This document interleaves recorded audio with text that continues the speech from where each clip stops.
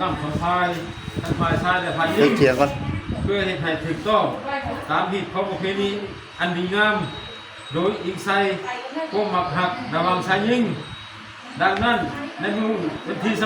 26เดือน2ปี2026ผมกับมือขึ้น10คำเดือน4ลาวปีพศ2569จึงได้พร้อมเพรียงกันจัดพิธีสร้างครอบครัวใหม่ให้แก่เท่าวงแสงเพชรอายุ28ปีอาชีพเพชรนาซึ่งเป็นบุตรของเท่านอแก้วและนางผม ขึ้นยุ่งบุทันรวม ปัจจุบันตั้งบ้านเรือนอยู่หน่วยที่3บ้านโพนสวรรค์เมืองไซบุทองแขวงขมวนได้แต่งงานกับนางนาแสงมณีอายุ25ปีอาชีพเพชรนาซึ่งเป็นบุตรของเท่ามีแสงมณีและแม่นางน้อยแสงมณีปัจจุบันตั้งบ้านเรือนอยู่หน่วยที่9บ้านโคกใหญ่เนาะเมืองอุทุมพรแขวงสวนเขตรวมสินสอดของทั้งหมดมีเงินอยู่30 ล้านกีบทำนัก2 บาทงัว2 ตัวรวมกันนี่มานี่เข้าพ่อมือแตงมีเงินทั้งหมด30 ล้านกีบทำนัก1 บาทงัว1 ตัวยังข้างนี่ครับเงินนี่อยู่นี่เนาะทำเงินนี่1 บาท 3 บาท1โต มานี่มอบสินสอดเข้าในมือสู่ขอตรงนี้เลยเนาะมีเงินอยู่10 ล้านกีบเนาะยังข้างนี่มือแตงนี่20 ล้านกีบทำ1 บาทงัว1 ตัววันนี้กินอันหนึ่งถ้าหากภายซ้ายนี่ยิ่งทางภายยิ่งนี่สามารถเรียกห้องเอาสินสอดรองทั้งหมด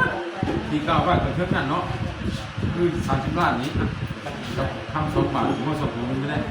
กล่าวเอาที่หน้า2ถ้าหากภายยิ่งดีซ้ายมานี่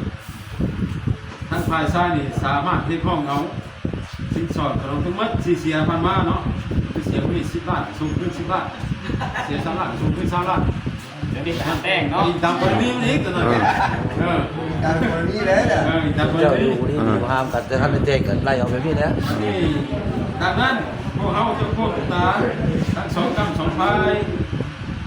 เพราะทั้งอำนาจการปกครองการพื้นฐานและกลุ่มการแต่งตั้งอ้อมขางจึงได้ซ่องหน้ากันเฮ็ดใบจังยืนการสู่ขอสภาพนี้ไว้เพื่อเป็นหลักฐานในตัวหน้าที่บ้านโคกวันที่26เดือน2ปี2026พัดหมายมือใจแม่นเอาเดือน2ปี2007วันนั้นสาคำว่าผู้ทรงผู้ท่านกับมีโทรประสานกันเด้อ ขอบ เกลโดนแล้ว กับแกกับดองแล้ว แม่ทำไมการที่น้าเนาะ อ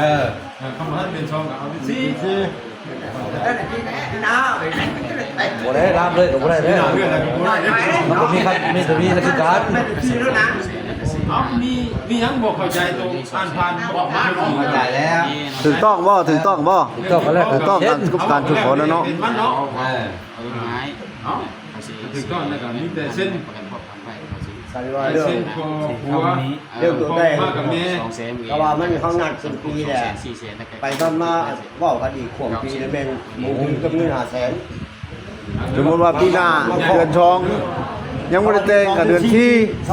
บ่แต่งกับเดือน6 ปี2028แล้ว กันเดือน6ยังบ่แต่งนะครับ กับเงิน500,000 หมู่ตัวเงิน500,000เพิ่นว่ามันผิดนัดครับเด้อคุณพ่อเด้อ สองเดือนสี่ได้อยู่ โอ้ใดๆแล้วบ่ทันแล้วน่ะ เป็นปีใหม่แล้วได้ เออ หมูตัวนึงก็เพื่อน500,000 ซั่นแหละห้องนี่ กายพัดนี่กายพัด ขายพัดขายไม้พัดเทื่อนึงบ่เป็นหยัง ปีนี้ก่อน กายพัดกายปีไปอีกบัด2018บัดนี้ พันพัดแล้ว กายไปดิ กายพัดไปบ่ให้มันกายปี 2เดือน4บ่เป็นหยัง พัดได้ แต่2เดือน4เดือน6บ่เป็นเด้อ มันเป็น2017 มีแต่เส้น มีแต่เช่นเจ้าพ่อนายแม่ แล้วจะว่าต้อง เช่นโคราม ออกจากบ้านสาวเช่นก็ได้ บัวผู้เนาะมันก็สิอันบัดนี้แล้วเนาะวันนี้ พยาน3 ทางนี้ นี่แต่เส้นเจ้าพ่อนายแม่ 2 ไม้เด้อ